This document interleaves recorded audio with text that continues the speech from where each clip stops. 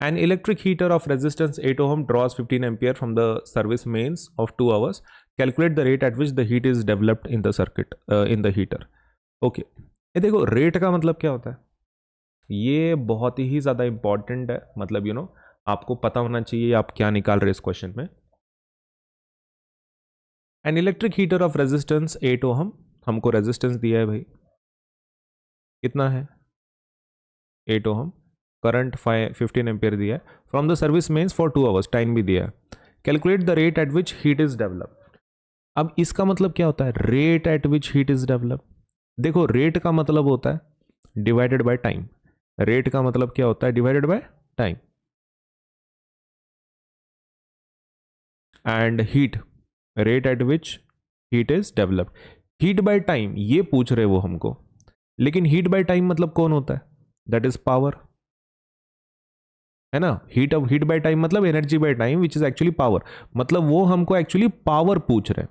What are they asking us is power indirectly. तो ठीक है ना, पावर के लिए हम लोग कोई भी फॉर्मूला यूज कर सकते हैं, लेकिन पहले डेटा लिख लेते हैं. रेजिस्टेंस कितना है 8 ओहम, करंट कितना खींच रहा है 15 एम्पियर, टाइम कितना है 15 ampere. Okay, how much is your time, that is 2 hours, right. Now question वही है कि इसको हम लोग कन्वर्ट करें कि ना करें, राइट. लेकिन ज़रूरत ही नहीं पड़ती क्योंकि यहाँ पे टाइम दिया है ना, पावर में टाइम कहाँ यूज़ होता है. ओके, तो let us find out power.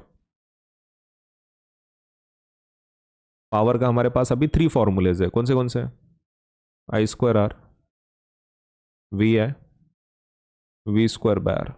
हमारे पास आर और आई है, हाँ तो ये फॉर्मूले यूज़ कर लेते हैं, है ना, क्योंकि हमारे पास आर भी है और आई भी है. तो power will be equal to I square are.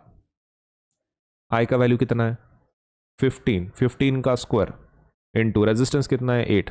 15 का स्क्वायर कितना होता है 225 इंटू 8. ओके, तो कितना होगा ये 8 5 ज़ा 40, 0 4 कैरी, 8 2 ज़ा 16 प्लस 4 20, 0 2 कैरी, 8 2 ज़ा 16 17 18, 1800 वाट, राइट. तो ये हमारा आंसर हो गया भाई. तो दिस इज आवर आंसर. हाँ, इसके पहले अगर वो आपको लिखना है ये एक्सप्लेनेशन, ये वाला जो पार्ट है ना, आपको एक्सप्लेन करना पड़ेगा ना. यहाँ पे आप डायरेक्टली पावर लिख के थोड़ी ना सॉल्व कर सकते हैं, क्योंकि उन्होंने रेट एट विच हीट पूछा है. ओके, तो विल डू वन थिंग, इसको मैं थोड़ा सा नीचे ले लेता हूँ, ये वाले पार्ट को. ये एक्सप्लेनेशन है ना sir.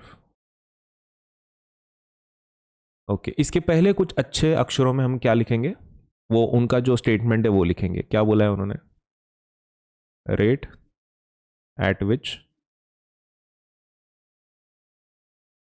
heat is developed, heat is developed, rate at which heat is developed is equal to energy by time, and energy by time क्या होता है, पावर. ठीक है, आई होप आपको ये क्लियर हो गया होगा.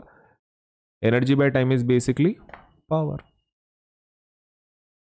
बस पावर का फिर आंसर निकाले नीचे, राइट. सो ये हो जाता है अपना कंप्लीट आंसर. तो एग्जाम में भले ही आपने ये पूरी डिटेल लिख दिए, लेकिन ये लिखना बहुत ही ज़्यादा कंपलसरी है, ये वाला स्टेटमेंट, क्योंकि उन्होंने क्वेश्चन में डायरेक्टली पावर नहीं पूछा है, rate at which heat is developed पूछा है. तो आपको बताना पड़ेगा कि भाई rate at which heat is developed is called as power, और उसकी वजह से हमने पावर का कैलकुलेशन किया है.